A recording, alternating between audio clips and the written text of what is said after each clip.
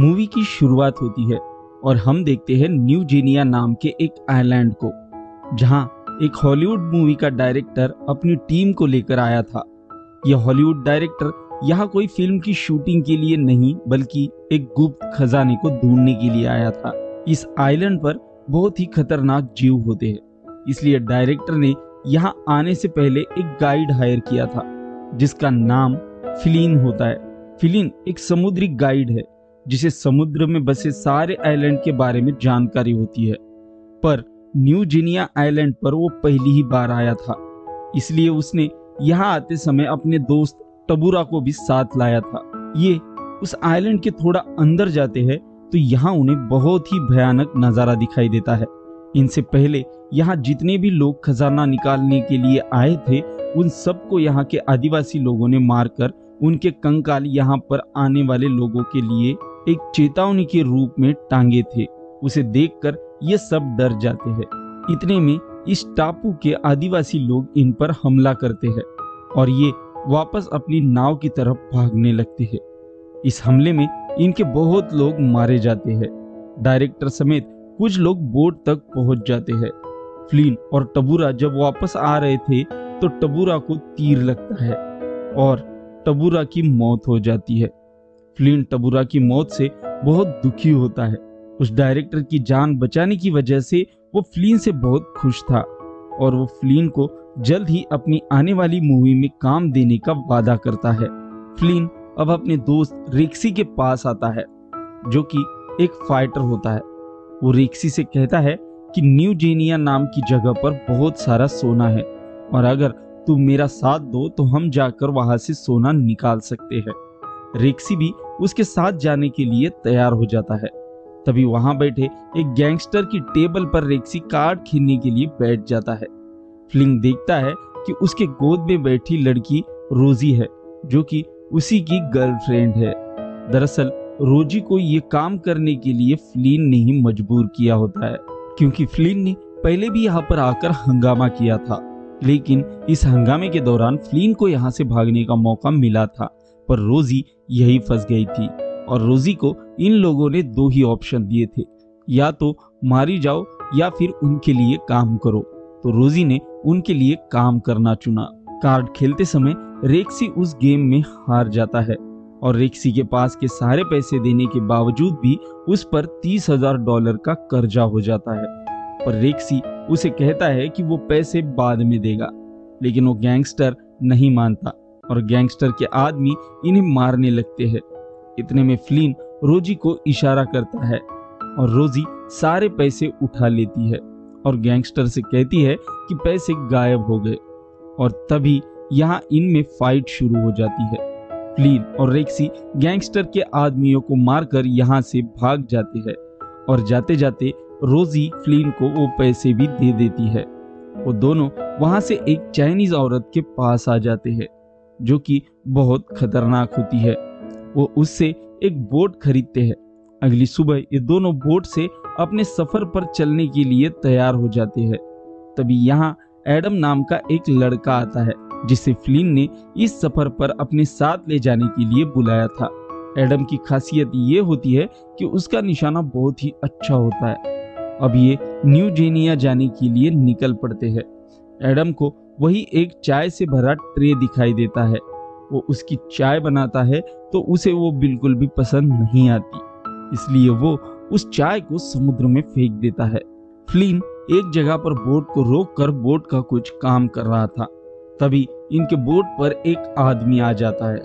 वो आदमी रेक्सी और फ्लिन को मारकर बेहोश कर देता है। एडम उस पर गन तान देता है, लेकिन वो बड़े ही चालाकी से उसके हाथ से गन छीन लेता है और इन तीनों को भी उस बोट पर बांध देता है।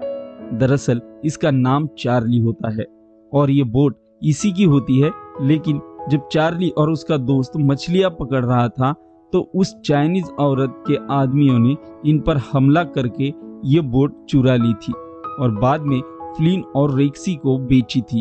ये बात जब फ्लिन को पता चलती है तो फ्लिन उसे कहता है कि हम न्यू जीनिया जा रहे हैं, हमें वहां छोड़कर चले आना, मैं तुम्हें पैसे दूंगा। पर वो नहीं मानता। तब वो वहां के सोने की बात कहता है तो सोने की बात सुनकर चार्ली मान जाता है और इन तीनों को आजाद कर देता है। बाद में ये सभी आगे का सफर करने के लिए निकल पड़ते हैं। एक रात चार्ली सुसाइड करने की कोशिश कर रहा था, तभी उसके पास फ्लीन आ जाता है। वो फ्लीन को अपनी सारी कहानी बताते हुए कहता है कि ये बोट उसे एक आदमी ने दी थी जिसकी अब मौत हो चुकी है, लेकिन मौत होने से पहले उसने अपने बेटी को मुझे संभालने के लिए दिया था।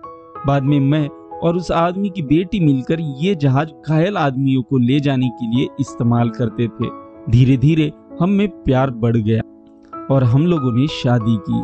हम बहुत खुश थे, लेकिन मेरी वाइफ इस जगह पर रहकर तंग आ गई और वो एक बेहतर जिंदगी जीना चाहती थी, लेकिन मैं चाहकर भी उसे वो जिंदगी नहीं दे पा रहा था क्योंकि मैं ये बोट नहीं छोड़ सकता था और मुझे इसी बात का पछतावा जिंदगी भर रहेगा। अगले दिन अपने सफर को जब एंजॉय कर रहे थे तो तभी इन्हें पानी में तैरती हुई डॉल्फिन दिखाई देती है, जिसे देखकर एडम बहुत खुश होता है और इन्हें कहता है कि ये हमेशा गुड लक लेकर आती है। लेकिन तभी रेक्सी वहां एक तीर कमान लेकर आता है और उन डॉल्फिन पर तीर चलाता है, पर एडम उसे ऐसा करने से रोकता है, लेकिन रेक्सी उसकी बात नहीं मानता। उस पर एडम बोट में जाता है और अपनी पिस्टल लेकर आता है। पिस्टल को वो रेक्सी पर तान कर डॉल्फिन को ना मारने के लिए कहता है। उन दोनों को गुस्से में देखकर फ्लीन मामले को सुलझाने लगता है, पर तभी रेक्सी एडम की गन को झटके से नीचे करता है और गन से गोली चल जाती है। अब ये गोली इनके बोट के इंजन पर लगती है, जिससे पूरे बोट में पानी भर जाता है। बड़ी मुश्किल से ये जुगाड़ करके उस अंदर आते पानी को रोक देते हैं और बोट के अंदर का पानी बाहर निकालने लगते हैं। तभी एडम पानी के साथ कपड़ा भी नीचे फेंक देता है, जो इनके बोट के फैन में फंस जाता है। अब उसे निकालने के लिए फ्लीन पानी के अंदर जाता है। तभी इन्हें ऊपर से बोट के पास एक शार्क दिखाई देती है। ये फ्लीन को लेकर परेशान हो जाते हैं। तभी इनके पीछे से फ्लीन आता है और इन लोगों की जान में जान आती है। ये अब अपनी बोट को रिपेयर करने के लिए टाउन्सवेल नाम के एक टापू पर आते हैं, जहां आते ही इस टापू का मेयर इनका स्वागत करता है, जो इनसे बहुत ही अच्छे से पेश आता है। अब ये सभी वहां के एक बार पर जाते हैं। वहां एक लड़की फ्लीन को इशारे करती है। फ्लीन उससे बात करने के लिए उसके पास आता है तो एक आदमी उसके पीछे से आकर उसे मारने लगता है। बहुत मार खाने के बाद फ्लीन भी उसका जवाब देता है और केवल एक ही पंच में वो उस आदमी को नीचे गिरा देता है। इसके बाद वहां खड़े सभी लोग हैरान हो जाते हैं। ये सब वहां खड़ा मेयर भी देख रहा था, क्योंकि वो मेयर का सबसे अच्छा फाइटर होता है। बाद में ये सभी होटल पर आ जाते हैं, लेकिन चार्ली बोट पर ही सोने के लिए चला जाता है। तभी उसे बोट पर वही चाइनीज औरत दिखाई देती है जिससे उन्होंने बोट खरीदी थी। ये देखकर चार्ली तुरंत फ्लीन के पास आकर ये सारी बात उसे बता देता है। बाद में सभी तुरंत भागते हुए अपने बोट के पास आते हैं, पर वहां रास्ते में उन्हें मेयर मिल जाता है, जो उन्हें कहता है कि अगर तुम्हें नाव चाहिए तो तुम्हें मेरे सबसे काबिल फाइटर के साथ फाइट करनी होगी। अब फ्लीन को मेयर की बात माननी पड़ती है।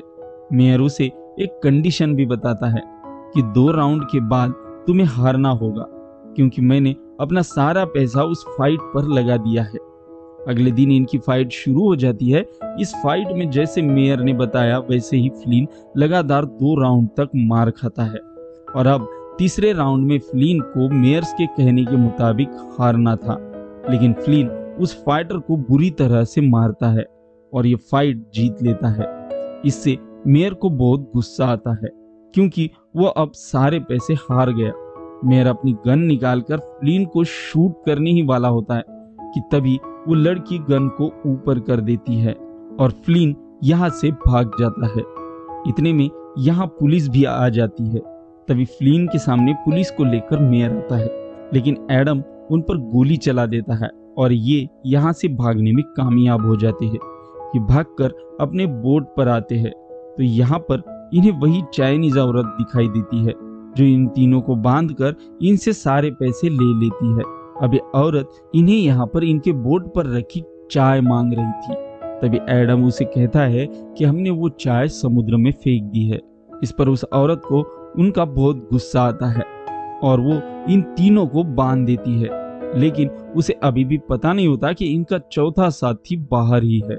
इतने में वहां पर चार्ली आ जाता है। बाद में उस चाइनीज औरत और उस आदमी को ये वहीं पर बांधकर यहाँ से निकल जाते हैं, लेकिन जाते समय उस चाइनीज औरत के कुछ आदमी इन पर गोली फायर करते हैं। उस हमले में इनकी जान तो बच जाती है, पर गोलियां इनके पीने वाले पानी के बैरल पर लगती है और अब इनके पास पीने के लिए पानी नहीं है। इस वजह से ये सभी आपस में ही लड़ाई करने लगते हैं। तभी चार्ली इन्हें रुकने के लिए कहता है। वो इन्हें कहता है कि मैं यहाँ अपनी जिंदगी से परेशान होकर मरने के लिए आया था, लेकिन तुम्हारा आपस में प्यार देखकर मुझे जीने की उम्मीद मिली, पर अब तुम ही आपस में झगड़े कर रहे हो। चार्ली की ये बात सुनकर सभी एक दूसरे से माफी मांगते हैं और अगले सफर का कैप्टन चार्ली को बनाकर खुशी खुशी आगे का सफर तय करने लगते हैं और शाम तक इन्हें जमीन दिखाई देती है, जिसे देखकर ये बहुत खुश हो जाते हैं। लेकिन तभी इनकी बोट पानी के नीचे एक चट्टान से टकराती है और अगले ही पल बोट का इंजन आग पकड़ लेता है, जिससे गैस टैंक में भी आग लग जाती है और पूरी बोट पर आग फैल रही थी। ये सभी तुरंत सेफ्टी बोट में जाते हैं। जैसे ही ये बोट से सेफ्टी बोट को रिलीज करते हैं, इन्हें याद आता है कि चार्ली अभी भी बोट के अंदर ही है। इधर चार्ली बोट के अंदर बैठा अपनी फैमिली को याद कर रहा था। तभी उस बोट में एक ब्लास्ट हो जाता है और अब चार्ली को बचाने के लिए एडम पानी में कूद जाता है, लेकिन जैसे ही वो बोट के पास जाता है तो बोट से बंधे जाल में वो फंस जाता है। अगले ही पल वो बोट पानी में डूब जाती है, जिससे एडम भी पानी के अंदर जाने लगता है और इस हादसे में चार्ली और एडम दोनों भी मारे जाते हैं। ये सब रेक्सी और फ्लिन देख रहे थे, पर वो चाहकर भी कुछ नहीं कर सकते। अब कहानी हमें कुछ दिन बाद की दिखाई जाती है, जहां फ्लिन वापस न्यू जीनिया उस सोने को ढूंढने के लिए आता है। तभी उसके पास एक छोटा लड़का उस डायरेक्टर का लेटर लेकर आता है, जिसमें उस डायरेक्टर ने फ्लिन को एक मूवी में हीरो का रोल करने के लिए ऑफर किया था। फ्लिन उसकी ऑफर एक्सेप्ट करता है और फ्लिन कुछ ही दिनों में हॉलीवुड का एक कामयाब एक्टर बन जाता है और यही ये मूवी खत्म हो जाती है।